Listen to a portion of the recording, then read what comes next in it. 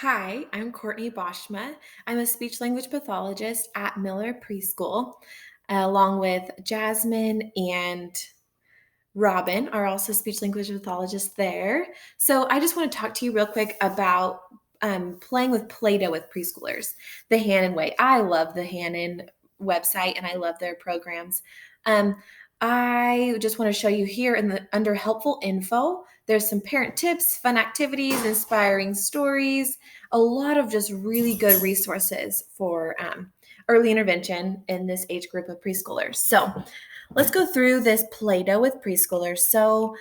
Um, the goal of this activity is four things: to encourage free exploration of materials and textures, especially those kids that are having difficulty with textures, of feeling them or eating different textures. This is a good opportunity to expose them to something different and new. Expand their ability to pretend and imagine. Pretend play is really important. Talking about the past, talking about the future, and just creating things imaginary. Also, help them learn some new interesting words that label their interest and actions. So, a core word that you could use during this activity is feel. It feels soft, bumpy, whatever. The Play Doh feels cold.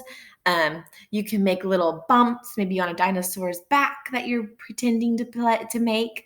The dinosaur's back is bumpy, that kind of thing. It feels bumpy. So the word feel. But anyways, let's move on. Okay, so there's a recipe for Play-Doh here. If you don't have Play-Doh, hopefully you have these things in your pantry. You might flour, water, salt, oil, cream of tartar, and then a food coloring. I like to use cocoa powder, doing like a little bit, like a teaspoon of cocoa powder, and then it has that chocolatey taste. And well, it doesn't, you're not supposed to eat it. It has that chocolatey smell, and I kind of like that. So that's kind of a fun way to add. So, anyways, some additional materials. Oftentimes, when we do Play Doh, we have like shapes, cookie cutters. So, I want to stay away from those. Let's avoid those. And for now, let's do some more imaginary things. So, um, instead of cookie cutters with your Play-Doh, use like things like stir sticks, large stones, maybe spoons and forks, buttons, straws, pipe cleaners, anything that can be combined with the Play-Doh and can create whatever the preschooler imagines. So, kind of stepping out of the box a little bit so that we can prompt pretend play. Okay, so here is how we're going to play with Play-Doh. You're going to have some Play-Doh and some tools, and then you're going to give your child some Play-Doh and some tools so that you each have your own kind of set, your own thing. You're going to take a ball of Play-Doh. Yeah, and then okay, so then we're going to do observe, wait, and listen. So what does this mean? Observe. Observe your child to see what she does. Observe silently and kind of play with your Play-Doh silently and just observe your child to see what she does first. Give them time to come up with their own ideas. Don't speak or suggest or instruct or tell her what she should do with her Play-Doh. Instead, give her an opportunity to figure out something that she wants to do herself and to imagine. The next step is wait. Sit quietly and avoid showing your child things that she could do with the Play-Doh. So just squeeze or roll the Play-Doh on your own in your hands. The goal is to give your child an opportunity to do what she wants to do first. And the next step is listen to what she says without interrupting. If she says something, respond and show interest, but avoid telling her what to do and try not to ask testing questions. So don't ask that questions like, what are you doing? What are you making? She probably doesn't know yet. So she's still experimenting. Um, and I want to encourage you too in this to not worry about if it's a verbal response from your child. The child might not like hold up a ball and say, a ball. They might just hold it up and look at you. And then in response, you can join in and play. Which means you're using your own materials. Don't prompt the kid to share. He has his own materials. You have your own materials. Observe your child and look interested without speaking. When she does something, follow her lead or build or comment on what she did.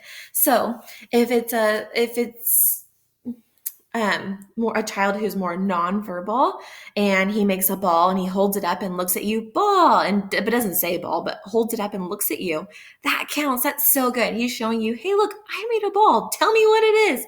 So instead of saying, oh, what did you make? You can say, you can make a ball yourself and say, ooh, a ball. And kind of just look and wait. And if he just jumps back into making his ball, that's okay. Perfect. He's making something else. Wait for him to make something else. Maybe he splits it in two and he looks at you. And you can look at him. Oh, you made two balls. Cool. And then you split your Play-Doh and you do the exact same thing. And then maybe you squeeze him. Squeeze. And he can squeeze. Okay, so it's just really some back and forth interaction. So that's really joining in and playing with your child in during the Play-Doh. So play like a kid. Play the way that the preschooler is playing. Create pretend events. Roll it across the table, drop it in the cup. Ooh, it's some milk. I like milk. Gulp, gulp, gulp. That kind of thing. So just kind of expand what you would usually do. Okay, encourage pretending. Here's a good explanation to encourage pretending. I'm going to do one of the examples. Let's see. I like the one where she rolls her Play-Doh into ball and sticks it on her nose. The child does. Rolls the Play-Doh, sticks it on her nose, and she says, I'm a clown. You can do the same thing and observe, wait, and listen to see what your child thinks of that. So what you do, you make a ball, you put it on your nose. I'm a clown too. And stop and wait for the child to respond. It can seem a little bit awkward and a little bit weird that you're doing a lot of waiting and a lot of expectant looks, but it gives them, it prompts the child to respond and to do something, whether it's an action, a gesture, or a word, or a verbalization of any kind.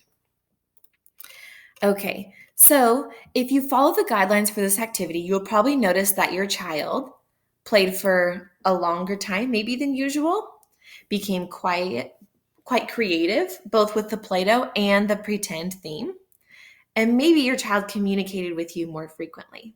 Communication is more than words. Don't forget that. Communication is that back and forth interaction. So if you have any questions or concerns about this activity, please feel free to email me or Parent Square me or message me, text message, whatever way works best for you. If it was a complete bust or if it was a win, let me know. I really want to know how it went for you and your child. So have a good day and a good week, and we'll talk to you soon.